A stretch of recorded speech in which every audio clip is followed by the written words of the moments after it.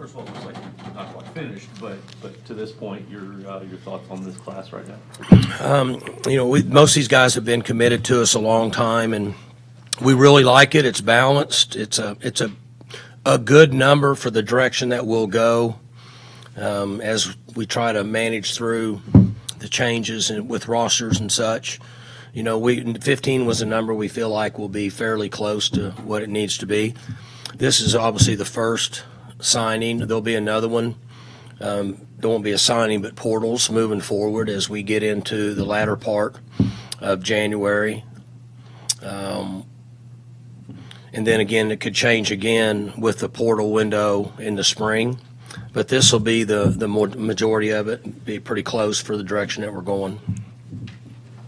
You've always had a lot of success by being able to get in kids that you think are going to fit here, and then you can develop them. Mm-hmm. Is it becoming more difficult to do that because of the portal and the other things that are impacting? No, we've actually been really good at it. We did it again in the portal this year, which we've talked about that. I think we did as good of a job as anybody in the country, taking players that we felt like could fit and really help us in offense or defense. So this hasn't changed for us. The challenge is keeping them. So we bring these young guys in to develop them in the program. The majority of these players are going to start to show up in 2 to 3 years. But as it is now, some of them might not be here. So the process to get to this point and develop them has not changed. The change is how many of them will be here, which I've jokingly said we could be developing young men for somebody else nowadays. But it is what it is. What about the recruitment of LaDainian Fields? You guys flipped him and landed him. What went into that? And who'd you say? LaDainian Fields. He's been interested in us for a while. He had another school that he had been committed to, but obviously he's close to home. We've had a number of players from Del City, and he's got a relationship with Fields. So as we just kind of pushed through it, and there was a really good spot for him, we felt like that he's a guy that could come in that can help us in a variety of ways. He's a little different from the standpoint of he's a very successful offensive player. We think he has great defensive skills, and then also in the return game. You mentioned the other Fields too. That's his cousin. Mm-hmm. But what do you like about Rodney in that running back spot and the running back you picked up out of South Carolina? So both of them we feel like are physical runners. There's a size difference, but Rodney runs bigger than his body. He's very low to the ground, well put together, very physical, which got our attention when he was on video a year ago with a different school. We liked him from day one. He ran well. He's wanted to be at Oklahoma State the majority of his life. And so we're very excited about him and what he brings to the table.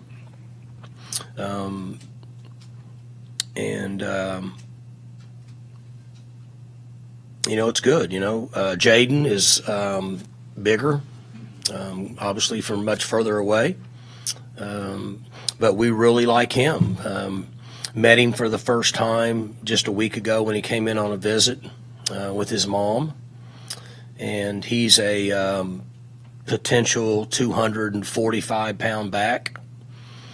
He's just kind of scratching the surface. He changed schools. Originally, he was at a really smaller school. So we feel like that he hasn't developed his body anywhere near what it's going to be 2 years from now. So we really like what he brings to the table with some of the things that we're doing, rushing the ball. As you know, our backs, all backs do, but like Ollie, this over the last 2 months has taken a lot of hits. And so the physicality that he brings to the table, and then obviously with Rodney, he gives us some of that, but a little bit more side to side.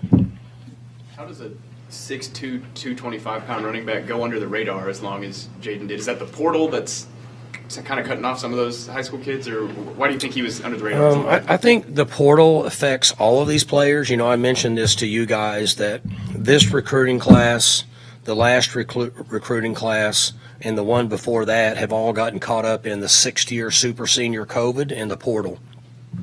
So there's going to be a number of players, in our opinion, that are out there that schools in geographic locations at times don't like guys that are close to them because they think there's somebody better somewhere else. That's our opinion. So we take a lot of players that are within a 3-hour drive that may not be recruited very highly because we try to give the local guys, for lack of a better term, really good hard looks.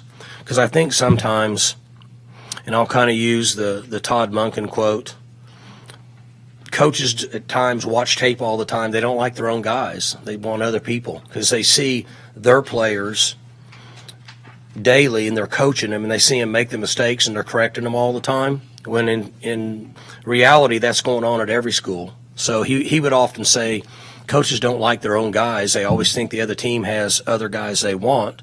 So I think that the number of schools that are around the Columbia, South Carolina area, maybe that's what happened. Maybe they just thought we can go get players in other areas. We're not as high about him.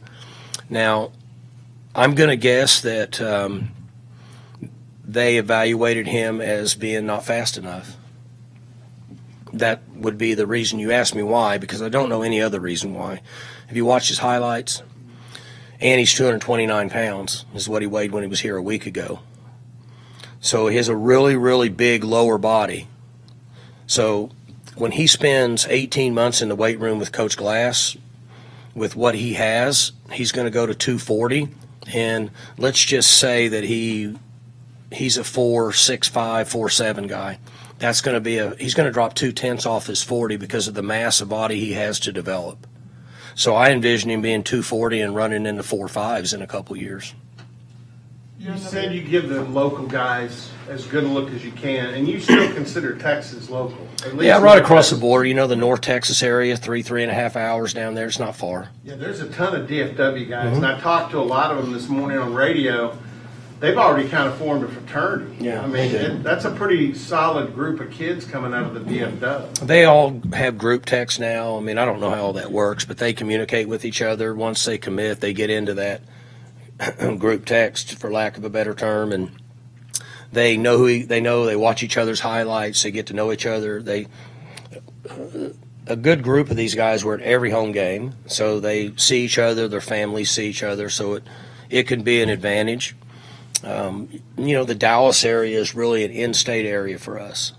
There's so many players that are in that. For us, it's that you can get there in 3.5, 4 hours, even down to the DeSoto area. You can get there in 4 hours pretty easy. So we've had a number of those guys. I think we had 5 so we had 3 in-state guys, and we had 10 of those Texas guys, but 5 of them, 1, 2, 3, 4, 5 or so of Melissa's that area. So 5 or 6 of them are really within that 4-hour drive. Even the Texas guys. How cool is it to be named Willie Nelson? Yeah, it's awesome. Did you watch that special the other day? Yeah, it was good. Anybody, y'all watch that? Oh, you guys are too young. Willie Nelson, that is 90th birthday. It was really good. It's good stuff. What else? Another Texarkana guy in Caleb. I'm guessing he's tough. What can you tell us about him? He kind of falls in. That's a little bit farther. I think Texarkana is 5 hours or something. But he likes the college town. He likes the outdoor life. He'll be very comfortable in Stillwater, which is one of the things that we look for. We want to bring young men that want to live in a college town and live in this environment, so they'll stay as long as they can. And he fits that role. I think there's 3 of them on here. Caleb, Chauncey, Nuku, the 3 guys that'll come in, and we'll put them with Rob for 2 years and let them develop and change. And our goal with those guys is to try to get 3 good years out of them. If you get more than that, it's a bonus. But if we can get 3 good years out of a high school lineman who's redshirting, then that means it's been a productive recruit for us based on the time that they can get on the field after their bodies develop. 2 wrestlers. In fact, Chauncey Chauncey Johnson is at a tournament today working it, and then Armstrong Nodum was a Texas State wrestling champion. Yeah, both those guys. Chauncey will be really interesting. He's 300 now, and I don't think he scratched the surface in his body yet because he goes football, wrestling, and doesn't train year round. And then Armstrong is already very, very developed physically. He's a little different in his situation. He's at Mesquite. He's at Mesquite Horn, and so his off season during his career would be much different, and he's really developed. But low to the ground, explosive. He reminds me of, and I just went blank on his name, the undersized defensive tackle we had that transferred in here from Missouri. What's his name? Jernigan? No, Jernigan transferred out of here. I'm the other way. 6-7 years ago. I'll think of his name in a second. Undersized tackle that was really good, made a lot of plays for us.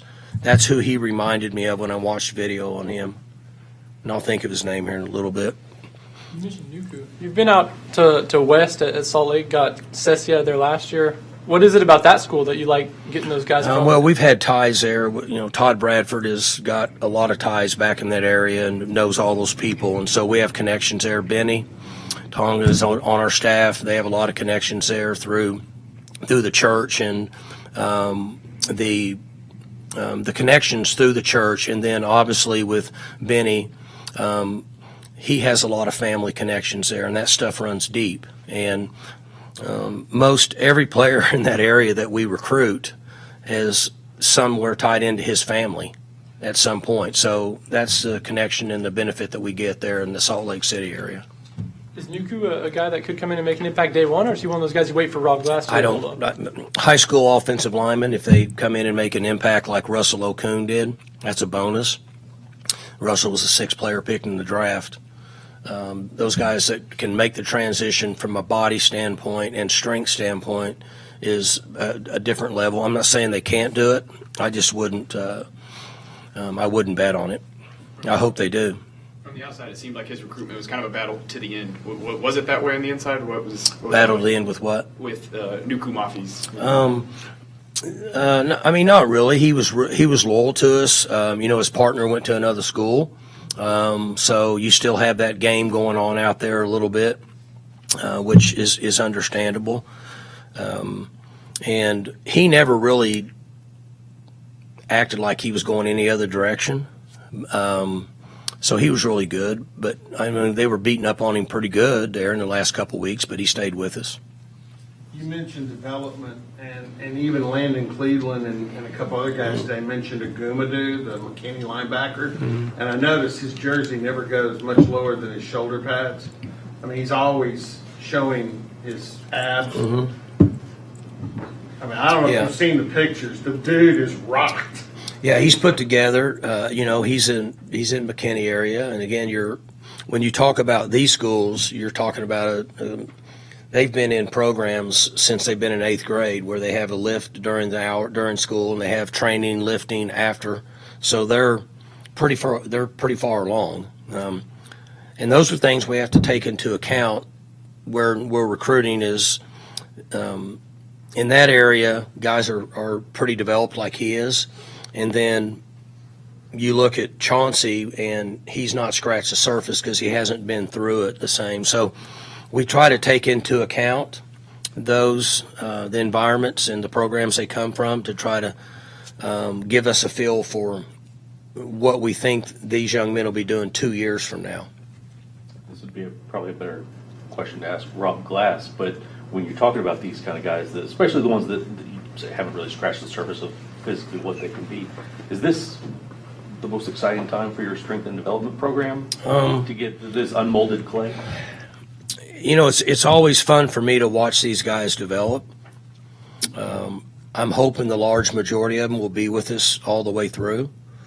Sometimes we don't get to see it now with the portal, but it's fun to watch the guys come in and change their bodies, drop their speed, just see them learn to grow up and take care of themselves and all that. For me, that's a very enjoyable time. And, the funny thing is we got 16 of them here, and you can't predict which ones are going to do anything. I mean, so many years we tried to do that as coaches and predict guys that we thought would play within 2 years, guys that would play and be starters for 3 years. It's really hard to tell. We know a lot about these young men, but we won't know till they get here.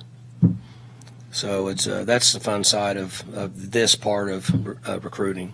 Coach Ford at Stillwater's ceremony thanked you and Coach McIndoe for, still believing in him when he had that career-ending, or what could have been a career-ending injury. How did that play out from your point of view? You talking about Ford? So obviously I have watched him because he was over there with both of my boys, particularly the last one, and I spent a lot of time around them and have watched him. And it didn't take long for us, or me, to realize that we wanted him on our team. And the reason why is because, one, he has a really good body to work with. He's 6'6". I don't know what they're saying he weighs right now, 250-ish. He's going to play at 275. But he likes football, and he's tough. And on video, when you watch him, I watched him a year ago, Gage's senior year. I watched it live, and then I see some of it now. But that decision had already been made based on his physicality, his toughness, his love for football. Guys like that, you can't find enough of them. And we just happened to see him right here, and he was local, so we had a good view of what his future is and what he's capable of. He had that injury after the semifinal game a year ago, and it's a pretty serious injury. And he still played on the last drive of the state championship game they played in a year ago. He came in when they needed to rush the ball and run the clock out. He came in and played 7 plays in a row on that drive to run the clock out against Choctaw a year ago. And they ran behind him 5 times, and they ended up getting about 65 yards in rushing and ran the clock out essentially and won the game. And he did that with an injury that he shouldn't have been on the field for 6 months. So that's what you're getting with him. Tried to get his parents to sign a release to get him to play in the state championship game with a really, really serious injury. And he's full back, full speed now. But so it's hard to find young men that are willing to compete like that and just give their body up. With the guys that are close, like you said, recruiting kind of 3.5 hours within, does that maybe, you think that maybe they're more likely to stick around for the 3, 4, 5 years? We think so. Nobody knows now, or we haven't had enough years of studies. The portal wouldn't pass the Food and Drug Administration yet. That we need more research on it. But the point being is that we think what you said is accurate. That a young man might be more apt to stay closer to home than if they came from a long ways and something happened. They might want to go back, but we don't know for sure yet. And a lot of it has to do with the information the young man's getting at home. What is whoever he listens to, his parents or grandparents or coach, or what are they telling him? So 95% of these guys are going to get homesick, whether they're from Oklahoma City or they're from South Carolina. So they need to know that going in, be aware of that. And then their base at home needs to know that. So when they call home and they say, well, I didn't want to do this. I want to come back home. When they call home, which is going to happen, like I was an hour from home and I called home when I got here and said, well, I was only here 3 days and as a high school player from an hour. And I said, well, I want to come home, told my mom. And she said, okay. And my dad said, you can if you go join the military, but you're not going to come live at the house. So my home base essentially said, no, you can't come home. And I think that factors in more than maybe geographical location, but we don't know for sure, but we feel better about it because if they can go home and come back, generally they're in a little bit better frame of mind. Has it become more difficult to recruit Oklahoma recently? Just it seems like there's more of a focus from OU, Tulsa, and even out-of-state schools, the Arkansas, Texas schools, things like that.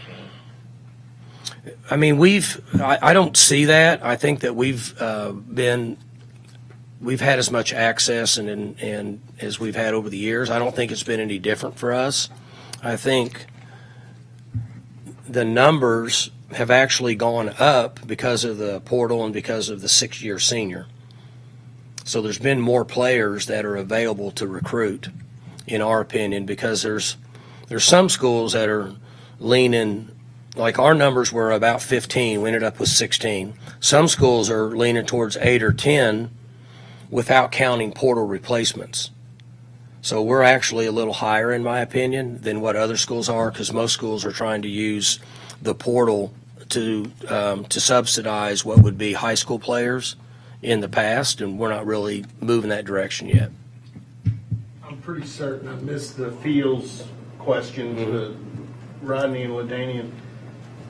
Even though recruiting is different now, signing day is different, you did have an old-fashioned flip with LaDainian. And, I mean, I think he felt every bit of it the last 48 hours. So is it kind of fun every once in a while? Yeah, you don't see as many of them. The one thing that's different with, in my opinion, with this class, this signing class, most of these guys have been locked in for a long time and they don't flip. You would think it would be opposite, but it's not. We don't have, when we get closer to this day, a month out, 3 weeks out, 2 weeks out, 1 week out, we talk about, are there any guys on this list that could be an issue? And there's really not any. I'm not sure why this happens, but the number of flips late has gone down consistently. And I'm not sure why that is, but they pushed hard on him, which they should have, to keep him. They wanted him, and we were just we're closer, we have more connections there. His home base is surrounded by Oklahoma State people, so we're able to get communication to him without talking to him. And that's an advantage for us. If you have a champion, somebody somewhere in the house or in the school that can talk to players that's supposedly a neutral conversation, but they're not really neutral, they're swaying it towards your school, you have a real chance. And he and his cousin have been on the same team since Little League, 4 years old. And that played a huge role. The other school, it's the same deal. You can't take it personal. None of us can, because we had a trump card there that we were able to use. It's gone the other way. It's happened to us. I mean, we lost a trump card out in Salt Lake City for a reason that we don't have that card.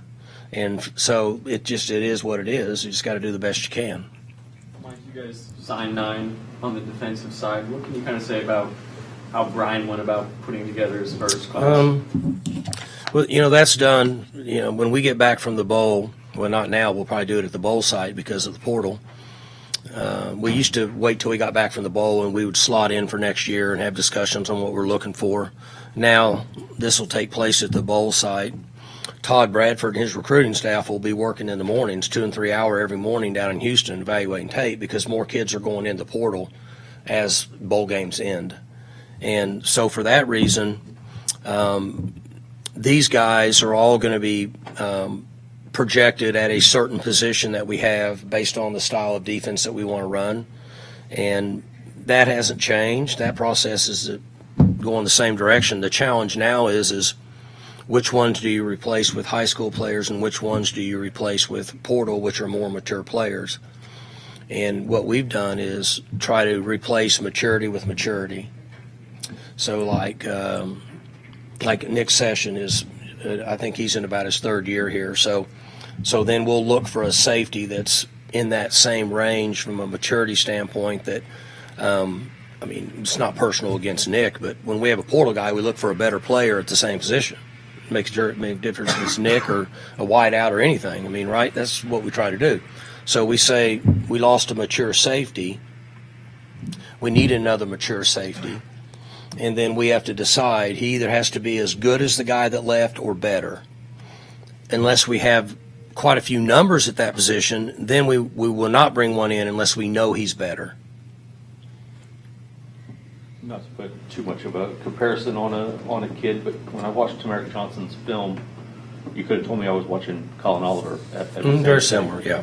Is that where you kind of see that guy right now, at least? Depending on how he grows, he could stand up outside. He might move inside, depending on what he does in the weight room in 18 months. But what we like about him is he's active, he's a good tackler, and he can run, which we've had success taking 200, 205, 210-pound guys that will hit you and can run. And those guys have benefited well. Nick Martin, Rodriguez, Xavier, of course, was older when we took him, but he kind of falls in, he's only 215 pounds, 220 maybe, but he can run and hit. So those guys have been good for us, and we see him that way. Trey Griffith's film seemed to pop as well. What do you like about him? So Trey is a wide receiver, has played different positions, and we had him up at our place in the summer. I think he was at that wide receiver quarterback. I can't remember which one he was at, but we really liked his ball skills and his ability to run, move well side to side, and we think that he's a guy that's going to develop into he's tall. Yeah, he's down here at 6'3", so he could be a 215-pound guy in a year and a half, which gives you a thick receiver that can hold some leverage on the edge. And so, but he ran really well for us, and he's a very productive athlete. So we like that side of it. Landon Cleveland, it seemed like some big schools were coming after him after he had committed to you guys. What do you think about it made him stay loyal to you guys? So Landon is a guy that we had committed for a long time, and he didn't get as much play early because some of the schools, maybe top 10 schools, won't see his size as what they're looking for. And then once he was committed to us, it's like and everybody starts evaluating who we have committed. And then they saw some games that he played through the first 3 or 4 games of the year, and then they realized that, in their opinion, we should have been recruiting this guy. The schools that came in on him, in most cases, there's a high percentage that we have lost those guys. But he has been very loyal and stayed with us from day one. And Nardo recruited him and has been on him and has a really good relationship with him. We have a good relationship with his home base, and we were able to keep him for that reason. It seems like a lot of the DBs that you took could either play corner or safety. They did in high school anyways. Do you see them going one way or the other, or are you just going to wait until they get Yeah, so, we play with 5 DBs and corners, and we have corners that play nickel safety and so on and so forth. And so you see him as one of those 3 safeties. Where, I don't know yet, based on how big he gets, but we feel like that he's good enough to cover. He gives you an option to play man sometimes and zone. And he's got a bright future. He's a very, again, I'm going to go back to the word, he's a very productive player, which one of the things that we do in recruiting is first off, we feel like they have to be a productive player in high school. Projecting guys out of high school to be good college players that aren't productive in high school is a very low percentage. Now, sometimes you have really, really, really productive guys in high school that might not project in college for body size, maybe speed, a variety of reasons. But if they don't check that first box, which is, okay, I'm a really good, productive high school player, chances are they're not going to be able to get that to happen in college. And he falls in that same category. He's a really productive player, and that's why he's drawing all the national attention. Robert brought up Willie, another one of those productive high school players with a smaller frame. But what did you like about Willie? I have a soft spot in my heart for East Texas kids, just based on the history that we've had, and go all the way back to Pettigrew. And those guys most of them raised blue collar, salt of the earth. They're tough. The high school coaches in that area are really old school, tough, physical high school coaches. So these guys understand work ethic. They understand the loyalty and all the things that are involved with a successful program at this level, like for what we think. And when they come in, they're almost programmed and ready to make that move. And he falls in that area. You know, he's a Longview guy's a long tradition of high school football there.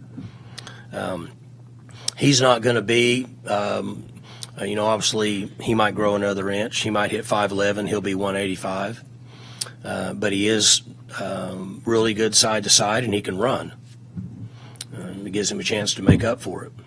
He's one of those guys, too, that's going to be here early. What are the conversations like with him to try to convince guys to come in the spring versus we've got like 10 of them. I saw them. They had stars on here. Yeah. So what were you asking me about him?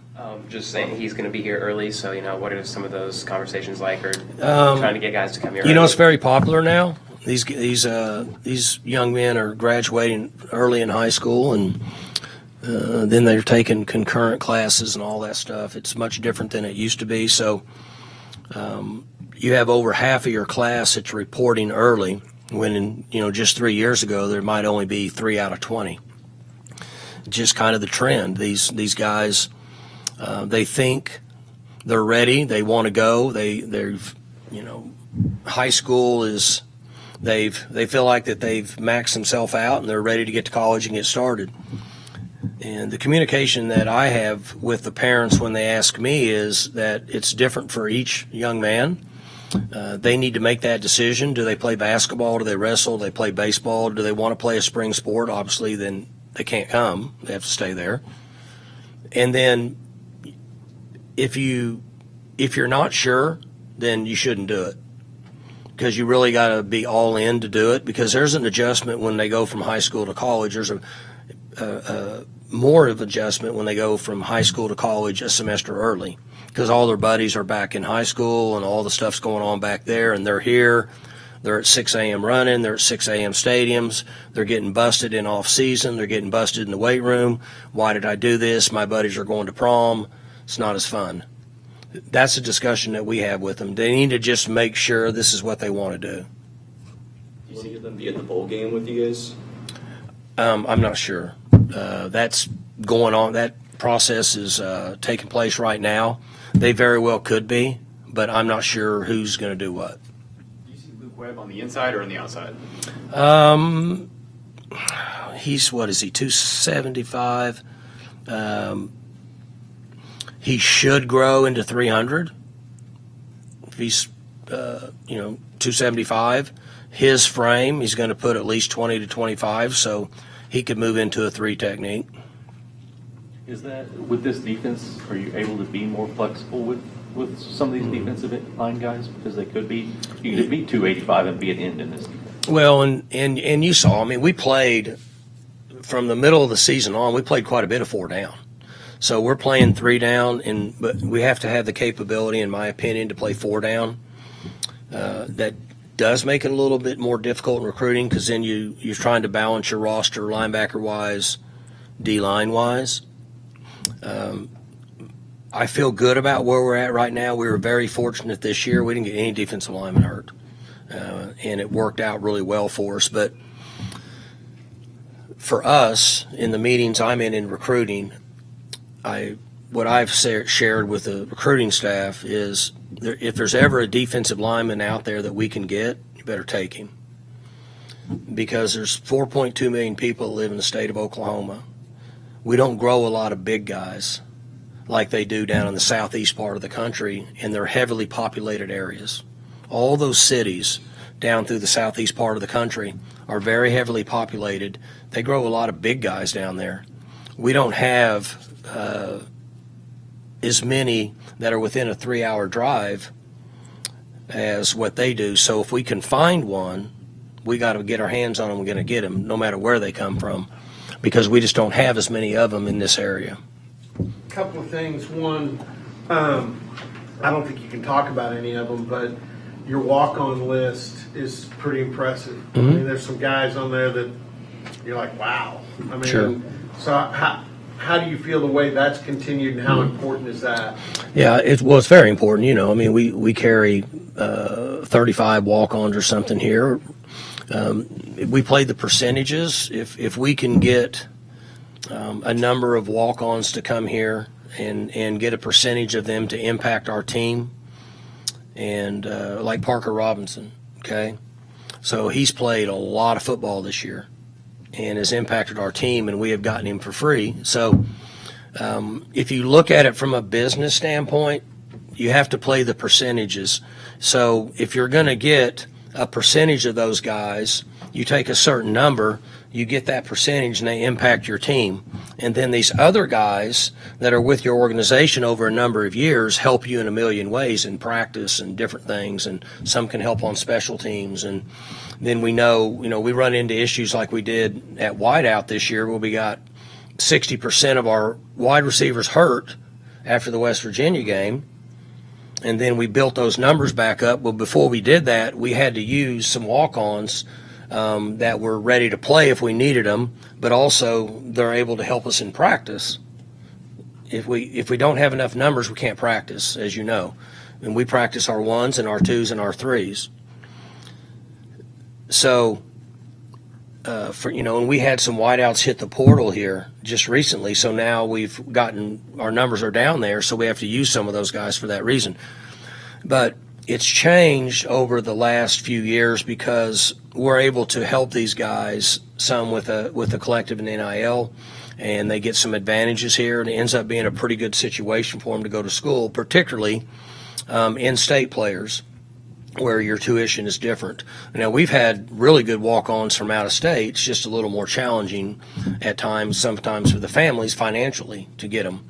But I feel good about it with where we're at, and it's definitely something that we have to push hard to continue to build this organization. Off recruiting, your team leaves in the morning for Houston. You put in your work here. How do you feel as you get ready to go to the bowl site about what you've gotten accomplished here? They've done really well.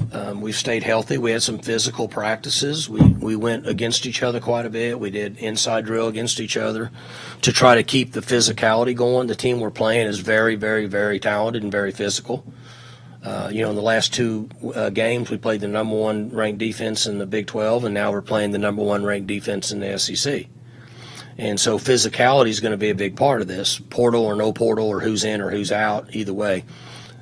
We don't know or have an idea on a lot of schemes, so we practiced hard against each other, and we put a package together for Texas A&M that gives us a variety of ways we can go based on what we could potentially see in the game. So we'll fly down tomorrow and have a light practice. We'll go heavy the next day. We'll have a Wednesday practice the next day. Then we'll have a Thursday, and then a half a Wednesday, and then we'll have a Thursday, and that'll be it. Two or three more on the bowl with Coach, and we'll wrap it up. In that last bowl game in Arizona last year, Ollie caught that touchdown on the 1 yard line, led the team in carries. Did he show you anything in that game? Ollie? Yeah. No, I don't know. He didn't rush for what? So, I don't think Ollie gave anybody in this organization or any of you guys any indication of what we had with him until after the third game of the year. He was we saw talent. That's why we changed our style of offense to what we did. But if we would have seen or known what we ended up having, if we had a Doak Walker winner, we would have done it earlier than that. We didn't see it now. Maybe we missed it. But the transition to put him back in the eye and let him run downhill is the reason that he was able to win the Doak Walker, and is the reason that we were able to have a good season is because of that move. After the bowl game, we didn't have any idea. On that Zoom earlier this month, you mentioned how you're kind of treating this practice window as like a spring practice where you're getting a lot of guys involved. Is there any thought of making the bowl game like that too, like a spring game where you get more guys involved than you would in the past?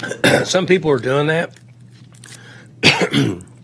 I saw where my good buddy Mike Loxley at Maryland, the head coach, I saw somebody had texted me an article where he's using it as, he called it a preseason game, like an NFL preseason game. He's going to play multiple skill guys at different positions, I think even as quarterbacks, because his quarterback, I think, went to the draft. And he had used that term. I don't feel that way about it. Our practices are to benefit the long term of the organization, and then we'll be a little more specific down at the bowl for Texas A&M for what we think that we can see. But we're not gonna. I mean, we might play some other guys some, but we're not going to wholesale NFL preseason game. I just don't. I'm not comfortable with that. I want to go. I want to play well. I want to practice well. I want to play well, and I want to find a way to win the football game. Now, that doesn't mean playing some young players we can't win the game, but we're not necessarily in a preseason rotation. Do you have a clear picture on what A&M's roster looks like now at this point, or? Well, other than what we know, just like you guys, from what's on paper. But I saw they had somebody sent me. They had a wideout just leave a day or two ago, but I don't know if he's playing in the bowl or not. We just have what's left on paper. But it's no different than what you guys have. Anything else? Good. All right. You guys.